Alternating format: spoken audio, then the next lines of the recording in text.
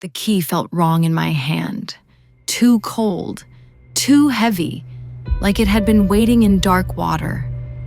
My aunt's lawyer had pressed it into my palm 3 days after her funeral, along with the deed to a house I'd never known existed. She was very specific, Mr. Kowalski had said, adjusting papers that seemed to multiply on his desk. You're to spend 7 nights there, alone. Then the property transfers fully to you, along with the rest of the estate. And if I don't? His eyes had flickered to the window. Everything goes to the Historical Preservation Society. Your aunt was adamant about the conditions. I should have walked away. Instead, I drove 3 hours north to the address in Millbrook, a town that Google Maps marked but offered no street view for. The roads narrowed as I climbed into hill country, pine trees pressing close like spectators. The house emerged from the woods like a rot, a 3-story Victorian, once white, now the color of old teeth. Every window was intact, which somehow made it worse. Abandoned houses should have broken windows. It's a law of decay. The key turned smoothly. The door opened on silent hinges. The foyer smelled of lemon polish. I found my suitcase in the master bedroom, though I'd left it in the car. My hands shook as I opened it, finding everything exactly as I'd packed it, down to the folded corner of my spare shirt. I ran back downstairs, but the front door was locked from the inside, deadbolt thrown. My car keys sat on the foyer table, a table I hadn't noticed on my way in. The house had 15 rooms. I counted them twice, mapping them on paper like a child afraid of getting lost.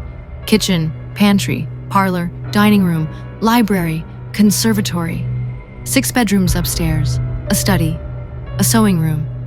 Bathrooms with clawfoot tubs and mirrors that reflected everything slightly to the left of where it should be.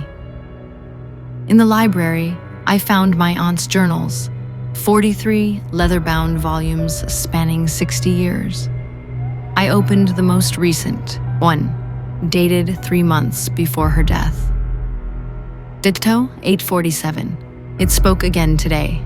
Not words, never words. But I heard it clearly. It wants me to understand something. After all these years, I think I'm finally close. The house isn't haunted. I've checked everywhere, called in specialists, priests, paranormal investigators. They all say the same thing. Nothing here. Nothing but old wood and old memories. But they're wrong. The house isn't haunted because the house is the thing doing the haunting. I slammed the journal shut as the grandfather clock in the hall began to chime 8 times, then 9. Then it stopped, though my phone read 10:47 p.m. That night, I didn't sleep. I sat in the wingback chair in my bedroom, watching the door, listening to the house breathe. Because it did breathe, I could hear it. The gentle expansion and contraction of walls. The soft wheeze of air through vents that didn't exist. The wet sound of something swallowing in the walls. At 3:33 a.m., my phone alarm went off. I hadn't set an alarm. The screen showed no alarm scheduled, but it blared anyway, a sound like screaming filtered through water. I stabbed at it until it stopped. In the sudden silence, I heard footsteps on the stairs. Slow, deliberate, ascending. They stopped outside my door. I waited, breath held, watching the gap beneath the door for shadows. None came. The footsteps resumed, inside my room now, though the door never opened. They circled my chair, slow, measured, the floorboards creaking under weight that cast no shadow. Then they stopped, directly behind me. I didn't turn around. Some instinct older than thought kept my eyes forward. I sat frozen until dawn light crept through the curtains, and only then did I dare to look. Nothing behind me, But in the mirror across the room, I could see my chair from behind. Someone had been standing there. The dust on the floor showed handprints on the back of my chair, as if they'd been leaning close, their face inches from the back of my head. The prints were too large to be human. I should have left. The inheritance wasn't worth this. But that morning, I found a note on the kitchen table in my aunt's handwriting. If you're reading this, you stayed the first night. Good. You need to understand before you can leave. Check the basement, the door behind the furnace. Don't bring a light. It hides from light. There was no basement. I checked the floor plans Mr. Kowalski provided, but in the kitchen, behind a pantry shelf that swung outward on hidden hinges, stone steps descended into darkness that swallowed my flashlight beam after 3 feet. I went down anyway. What else could I do? The stairs went down much farther than the foundation should allow. 30 steps, 40, 50. The air grew thick, humid, like the inside of a mouth. At the bottom, my hands found a concrete wall and a metal door, warm to the touch. It wasn't locked. The room beyond defied the house's footprint. It stretched impossibly large, a concrete chamber that my pathetic phone light barely penetrated, but I could see what was in the center. A chair. Just a simple wooden chair facing away from me. Someone sat in it. Aunt Carol?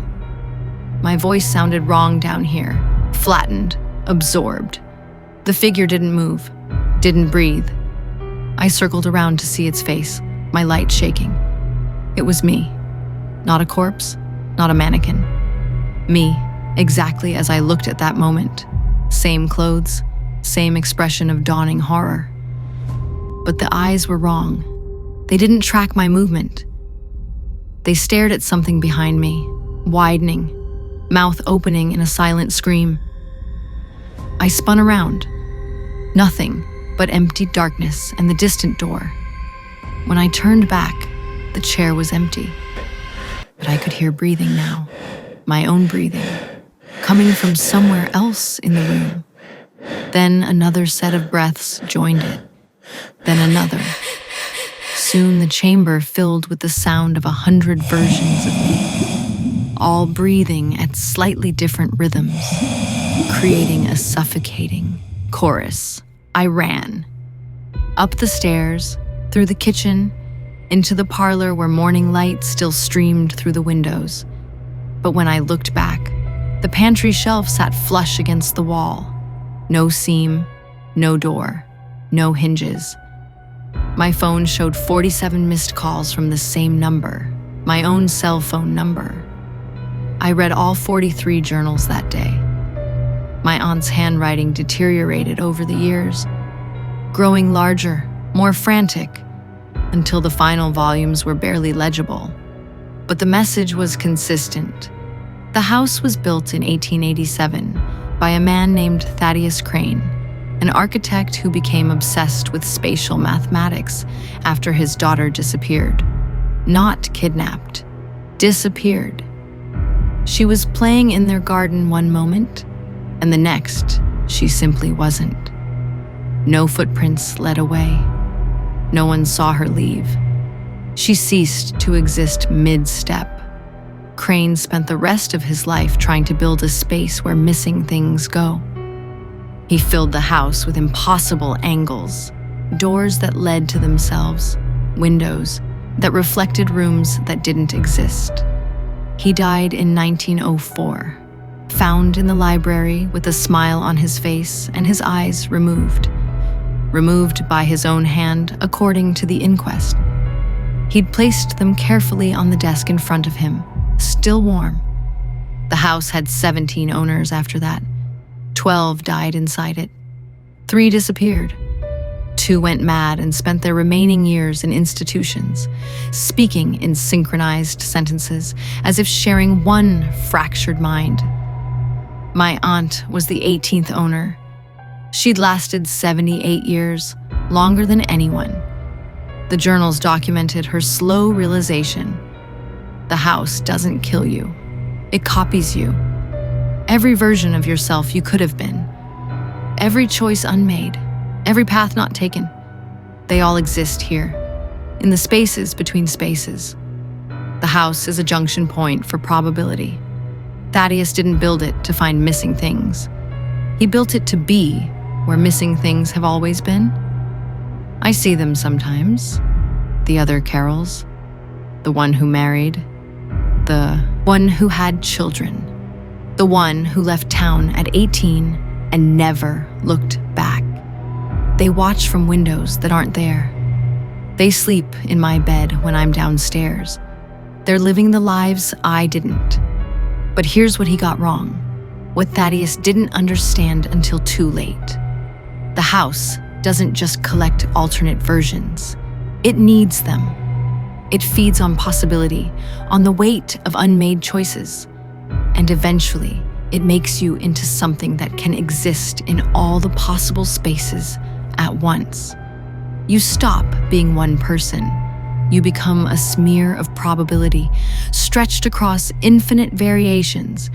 You're everyone you could have been, all at once, and none of them are really you anymore. The final entry was dated the day before her death. I'm ready now. I've been here so long that I barely remember which Carol is the original. Maybe none of them are. Maybe I've been the houses all along. Just another version it conjured to feed itself.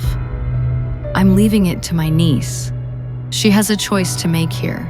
Everyone who enters does. You can leave, but you'll always wonder about the version of you that stayed. And that wondering creates a connection, a thread. The house can follow threads, or you can stay and understand. 7 nights, that's how long it takes. 7 nights to see all your other selves. 7 nights to decide which one you want to be.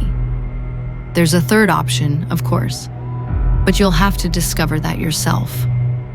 I'm sorry. I didn't know what else to do. It won't let me die until I pass it on. That's the rule. There's always a rule. I'm writing this on the 7th night. It's 11:47 p.m. In 13 minutes, the contract will be fulfilled or broken. I'm not sure which. I've seen them all now. The other versions of me. The one who became a doctor. The one who never left home. The one who died in a car accident at 23. She's the worst. She doesn't know she's dead. Keeps asking me what year it is. The one who's happy. That one's hardest to look at. They're all here, living in the overlapping spaces of this house. Sometimes I'll walk into a room and see myself already there, and we'll stare at each other, both of us equally real, equally false. The house showed me the third option tonight. There's a door in the attic I hadn't found before, a door that only appears on the 7th night. Behind it is a room that doesn't exist for any version of me, a blank space, a null zone where probability collapses. If I walk through that door, I'll cease to be uncertain. All the versions of me will collapse into one fixed point. I'll become definitively real, unchangeable, locked into a single stream of causality. But the house will collapse too.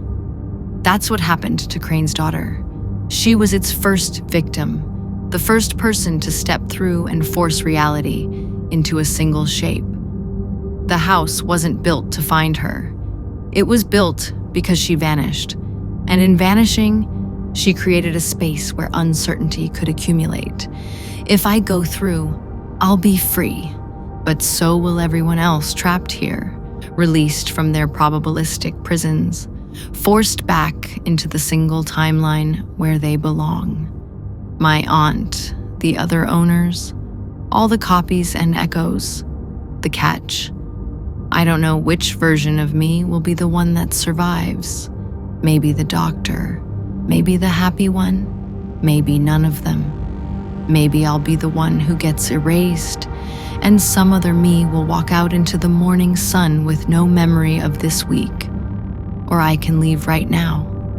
Walk out, inherit the house, and spend the rest of my life knowing that other versions of me are still in here, living lives I can't access. The house will follow me through that thread of possibility, and eventually, maybe years from now, I'll walk through a door in my own home and find myself back here. That's the curse, not the house itself, but the knowing, the uncertainty of which choice is real. The clock is chiming 12 times. I'm standing at the attic door now. It's warm, like the door in the basement. I can hear something on the other side, not breathing, not footsteps. It's the sound of silence, true silence, the kind that only exists when all possibilities have been exhausted. My hand is on the knob. I'm going to. The journal entry ends here. The house at 1847 Blackwood Lane in Millbrook remains in ownership limbo, as the heir failed to complete the 7-night residency requirement. Local authorities found no sign of forced entry or struggle. The heir's car remains in the driveway. All personal belongings were found neatly packed, with one exception, the journals, which now number 44 volumes. The final volume was not written by Carol Hendricks. The house remains unoccupied. The Historical Preservation Society has declined ownership. If you're reading this, you may be the next heir. The law firm of Kowalski and Associates will be in touch shortly. The key is already in your pocket.